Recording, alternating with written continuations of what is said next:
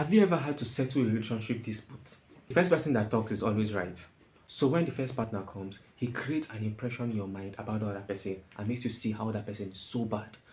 That if care is not taken, when the other person comes and says his own side of the story, you might not hold what they say with so much value because that first person has already created the first impression in your mind.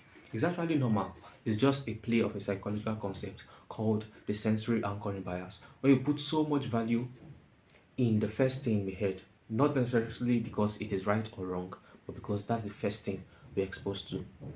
Now, it is important that you become intentional about the play of this concept because many of the beliefs you have might not be necessarily correct, but you might simply be holding on to them because that's the first thing you are exposed to.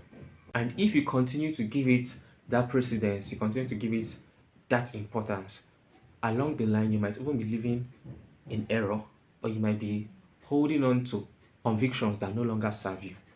So, at every point in your life, when you come in contact with a new set of information that challenge what you are used to, before you just discard them, you might want to consider and re-examine what you have been used to before. Because there's a possibility that they might not be correct and you are simply holding on to them and vouching for them because that's the first thing you were exposed to.